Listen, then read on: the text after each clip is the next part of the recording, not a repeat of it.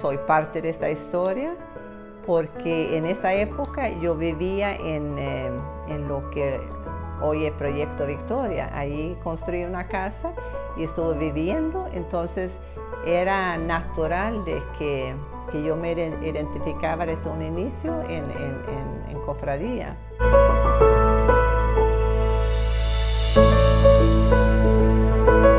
Yo vine en el 79 y en ese tiempo me entré a la iglesia como miembro de la iglesia y ahí me fui quedando, ¿verdad? También mi mamá, creo que mi mamá fue uno de los primeros cristianos que aceptó en brigada.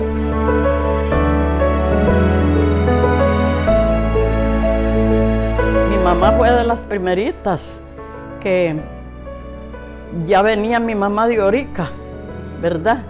Y mi mamá ya traía una idea de lo que era el Evangelio. Entonces, facilito, ella se involucró aquí.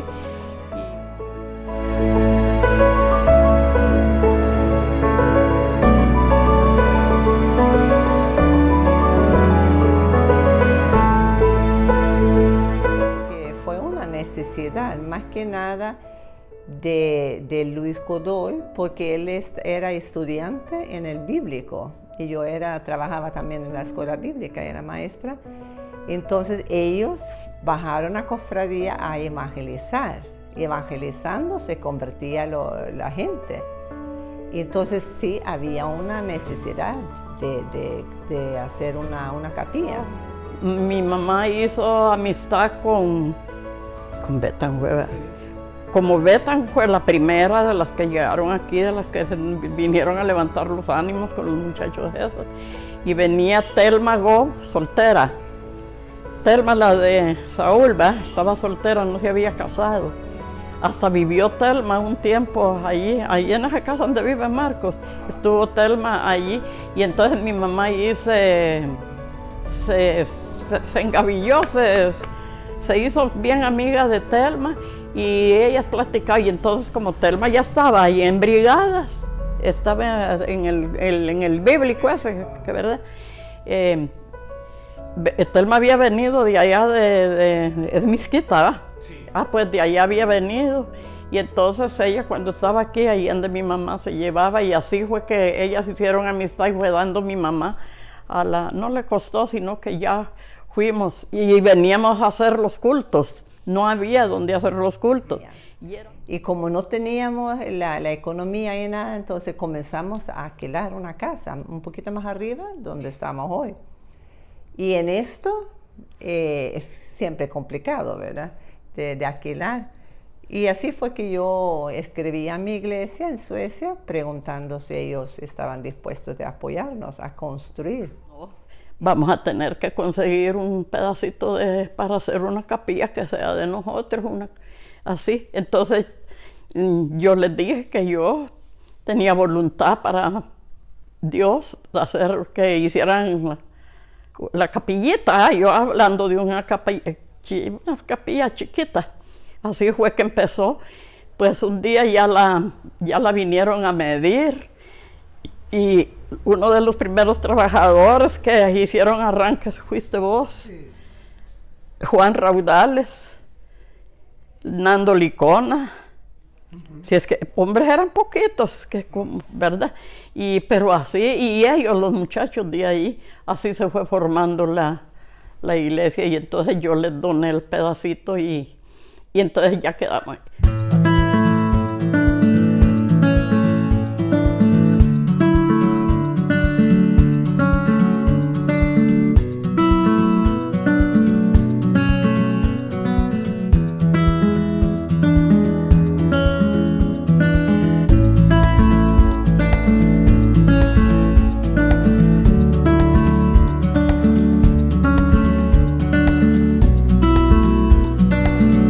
Recuerdo muy bien cuando Luis dijo que lo vamos a hacer de 18 metros de largo, vamos a aprovechar todo el terreno.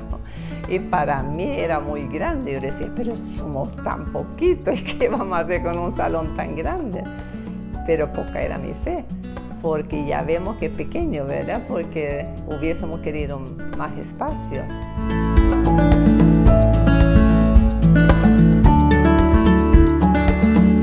La iglesia cuando nació como en el 70 y pico, ¿verdad? Y ahí estuvimos pues mucho tiempo, ¿no? Tuvimos varios compañeros. Estaba Angelita, ¿sabe quién estaba? Laura Torres. Laura. Martín Mercado, que creo que hace poco murió. Martín Mercado. Y Yolanda Archaga, que eran de Cepate.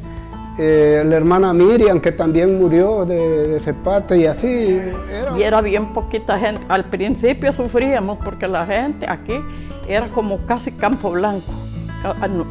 Fue la primera iglesia formal que hubo aquí, ¿verdad, Marco? Es la primera iglesia formal que hubo aquí, esta. Y la gente cuando nos miraba, que nos reuníamos y que veníamos el grupito ahí, la gente hablaban tonteras y nos decían cosas. Una vez nos metió un hombre montado en un caballo.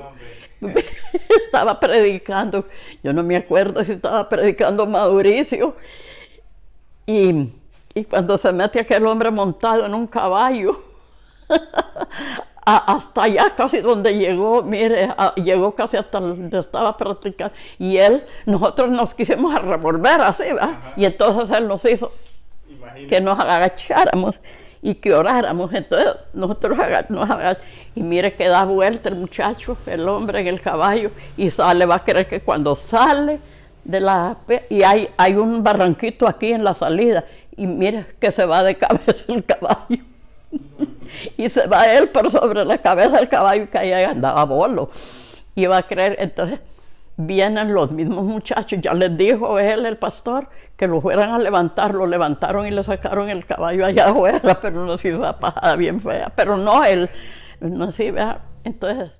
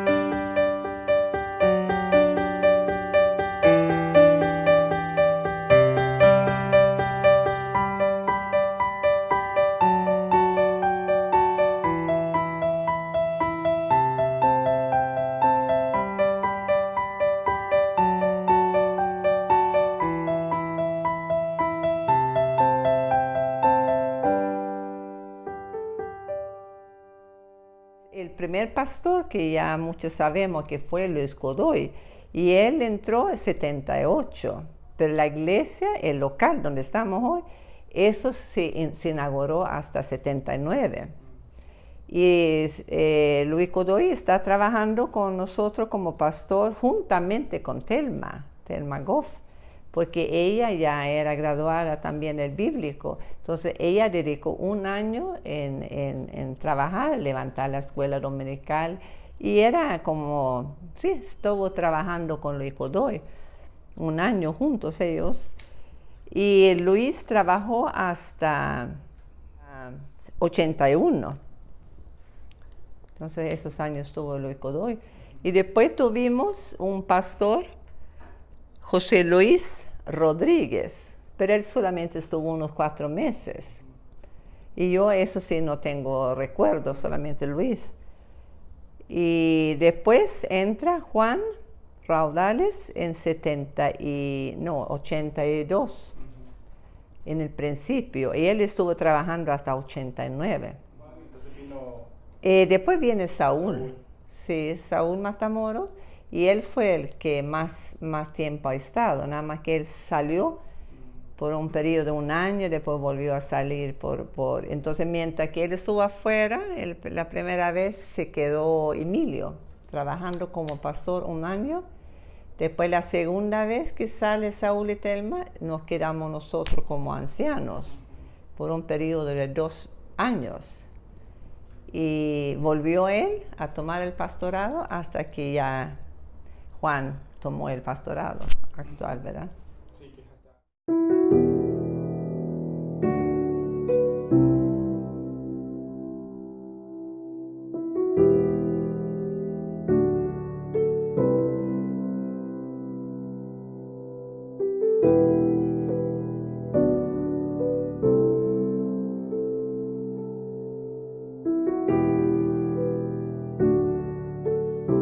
Y lo bonito que era es que había una comunicación muy hermosa. O sea, habían veces que me decía Angelita, hermano Marco, ¿no cree que podemos comer este domingo después del culto en la casa?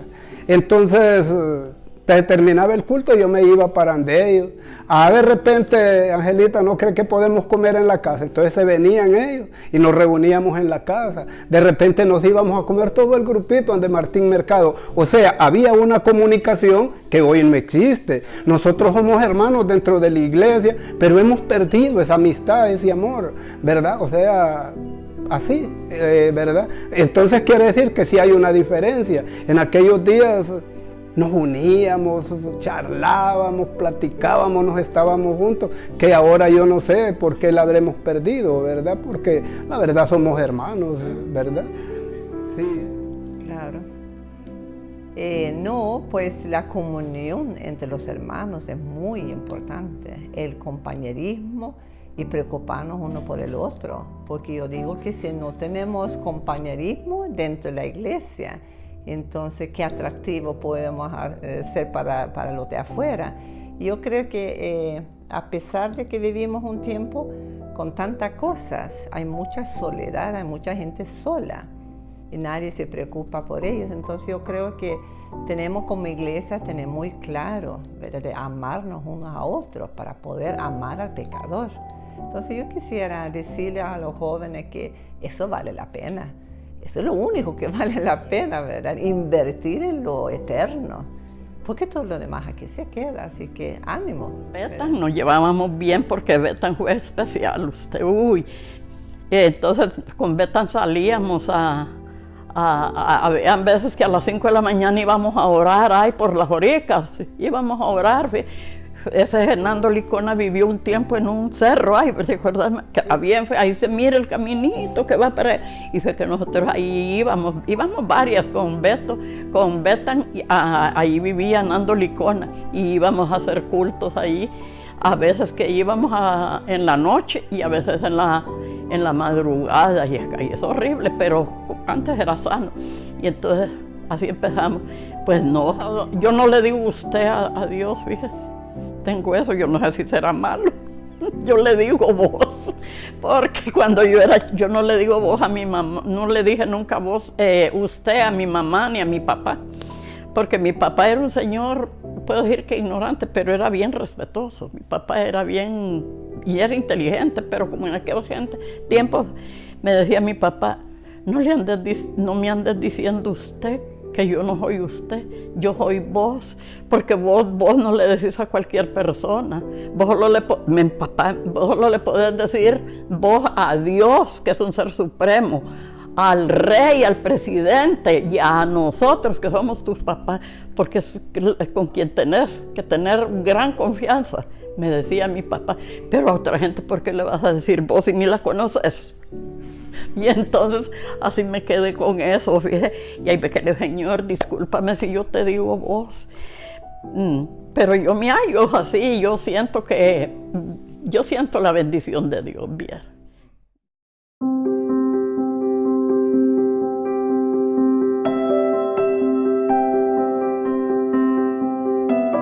Pues sí, hubiésemos querido tener mucho más fruto de lo que hoy tenemos y proyección. Pues me da un poquito tristeza ver que no hemos podido salir y proyectarnos. Yo quisiera que ese tiempo que viene, que nos proyectamos y que no nos olvida que si no podemos ir, pero por lo menos apoyar misiones donde hay necesidad y donde todavía no se ha predicado el Evangelio. Así que para mí eso es lo que tenemos que hacer, apoyar y hacer misiones. Sí. Una de las cosas que la iglesia necesita casi es como un despertar, que los jóvenes despierten a una situación diferente, que ellos puedan querer tomar, ¿cómo le quisiera decir? A trabajar dentro de la iglesia y moverla, que haya un despertar, un avivamiento ahorita en estos tiempos, porque una de las cosas que me tiene alegre es lo de Isten. ¿Cuántos jóvenes van a salir ahorita de Isten? Oh, 15, y 15 muchachos preparados, ¿para qué? Para llevar el mensaje tanto afuera como dentro de la iglesia. Quiere decir que ahí van a haber mensajes buenos. Entonces a eso invitaría a todos los jóvenes que despierten para que la iglesia tenga un mejor sentido, un mejor mover de adentro, ¿verdad? Y a veces uno vive preocupado en quererle predicar a la gente del bus, de la calle, cuando hay montones dentro de la casa que no han nacido todavía, ¿verdad? No, palabras de gratitud, Alan, especialmente a ustedes, porque a pesar de que el tiempo ha pasado y que ya no estoy con ustedes en la iglesia, pero cada vez que yo los veo en la calle, siempre me saludan muy cariñosamente. Eso para mí es algo bien impactante. Impactante saber que lo que se sembró en la vida de la juventud de esa época fue algo que perdura hoy en día. Y eso sería como una palabra de ánimo para ustedes, para que sigan transmitiendo lo mismo a otros jóvenes que están llegando a la iglesia hoy.